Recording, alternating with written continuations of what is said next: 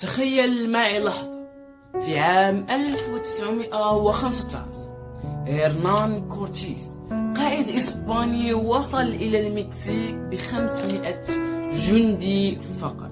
كان أمامه إمبراطورية فيها ملايين البشر. ماذا فعل؟ حرق سفنه وقال لجنوده: إما النصر أو الموت، وانتصر. وهذا القرار لم يكن جنونيا، بل كان ديستوستوريا. أما أنت في 2026 لا تستطيع حتى الاستيقاظ في 7 صباحا. أنت لست ضعيف الإرادة، بل لأن جسمك يعمل ضده. ومن خلال دراسات جامعة هارفارد تثبت أن التستوستيرون عند الرجال ينخفض بنسبة 1% كل عام منذ الثمانينات، بمعنى أن جيلنا الحالي أضعف بيولوجيا من أجداد. لكن قبل أن أخبرك بالحل، دعني أن أحكي لك قصة رجل آخر. 1914 لندن. أرنست شاكلتون المستكشف البريطاني روى أنه علق إعلانا في جريدة يقول: رجال مطلوبين لرحلة خطيرة، أزر زهير، برد قارس، وشهور من الظلام الدامس. وتخيل معي، لقد تقدم 5000 رجل في يوم واحد. ولو نشرنا اليوم نفس الإعلان لن يتقدم ولا حتى رجل واحد. ليس لأن الرجال تغيروا من الداخل، ولكن لأن الرجال تغيرت هرموناتهم. والسبب علمي وبسيط: السكر الذي يدمر نهائيا إنتاج الهرمون في جسمك، البلاستيك الذي يقلد الاستروجين في جسمك، الذي ينتج الخمول ويرسل رسالة لدماغنا اللاواعي أن جسمنا لا يحتاج للطاقة وعقلنا يستجيب. الحل الأول يبدأ من طبقك، والدليل أنه جاء من أقصى بيئة التاريخ، المغول، القرن الثالث عشر. جنكيز خان بنى أكبر إمبراطورية في تاريخ البشرية، وعدد جنوده لم يتجاوز 100,000 جندي. وما سر قوتهم؟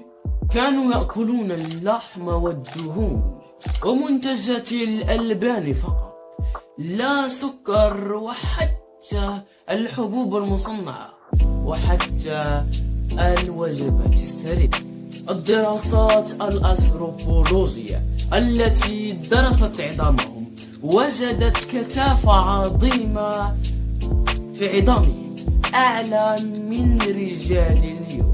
وهذا يعني هرمونات مختلفة تماما. ولكن الحل في 3 أطبقة يحدث فرقا حقيقيا. أولا، البيض أو البيض البلدي يحتوي على الكوليسترول الجيد والضروري الذي ينتج التستوستيرون. ثانيا، الأفوكادو غنية بالدهون الصحية التي يحولها جسمك تلقائيا إلى هرمونات. ثالثا، زيت الزيتون. أثبتت دراسات مغربية أن زيت الزيتون يرفع معدل التستوستيرون بنسبة 17% في مدة 3 أسابيع فقط. أما السكر، وجبة واحدة غنية به تخفض هرمونك بنسبة 25% لساعتين متواصلتين. والسر الرابع الذي لا يتحدث عنه أحد: المغول لم يكونوا يأكلوا كل ساعتين. حين تصوم 16 ساعة ينخفض الأنسولين في دمك، وهذا ما يحرر التستوستيرون. بمعنى أنك إذا كنت في حالة الصيام تساوي أن جسمك في حالة قتال. الركيزة الثانية: علم جسدك أنك لا زلت تقاتل.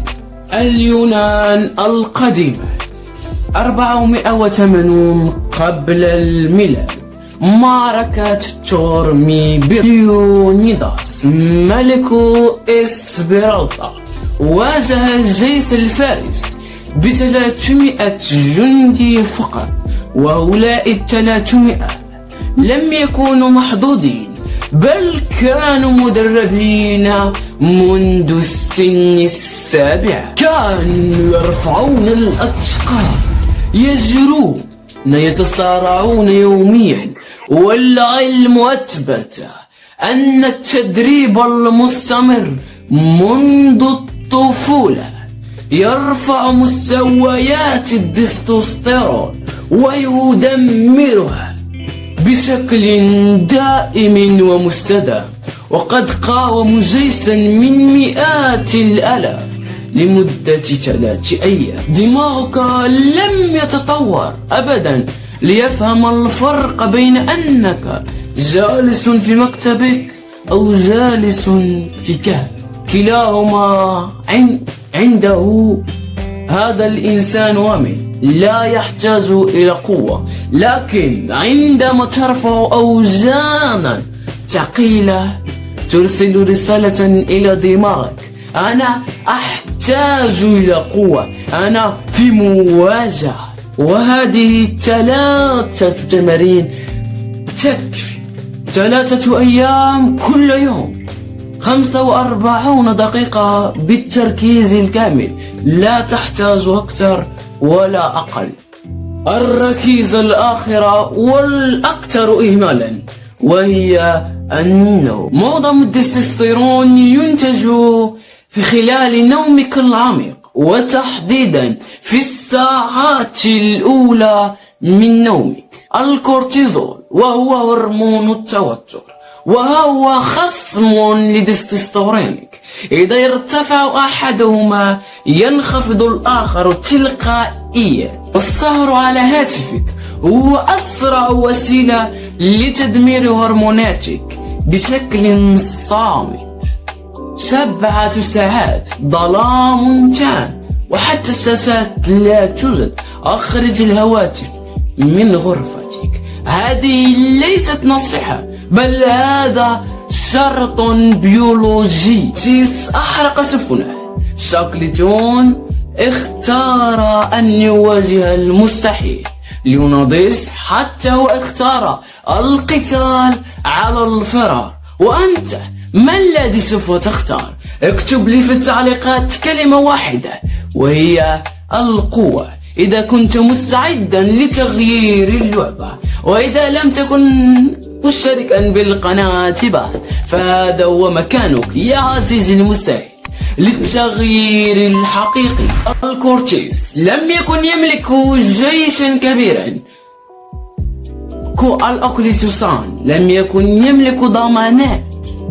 ليوناداس لم يكن يملك أرقاما في صفه، ولكن ال3 بهم كانوا يملكون شيئا واحد، وهي البيولوجيا معهم وليس ضدهم. كان الخطة أمامك: أولا أطعمة حقيقية، بيض، أفوكادو، زيت الزيتون، ووداعا للسكر. ثانيا صيام متقطع، صيام 16 ساعة بدون أكل ولا شرب، تساوي جسمك في حالة قتال. ثالثا ارفع أوزانا يا عزيزي المشاهد، فقط 3 أيام في الأسبوع، لا أكثر ولا أقل، 45 دقيقة. احمل أي شيء، وحتى لو كان شيئا بسيط. رابعا وأخيرا، وهي الأهم والأكثر إهمالا، نم مبكرا يا عزيزي المشاهد. 7 ساعات فقط، لا 8 ولا 9. نم في ظلام تام لتحصل على النوم العميق، لتفجر هرمون التستوستيرون. 30 يوما فقط، ولاحظ كيف سيتغير تفكيرك. طاقتك، ثقتك بنفسك. القوة التي كانت موجودة عند كورتيز، ليوناديس وكورتيسون، موجودة في داخلك. أنت فقط لا تعطيها ما تحتاج منك. وإلى هنا انتهت هذه الحلقة الجميلة والمليئة بالمعلومات. أتمنى أن أكون أفدتكم في شيء وخرجت من هذا الفيديو بفائدة. لا تنسى مشاركة الفيديو مع شخص يحتاج أن يسمع هذا الكلام على النوم المتأخر الذي يدمر التستوستيرون.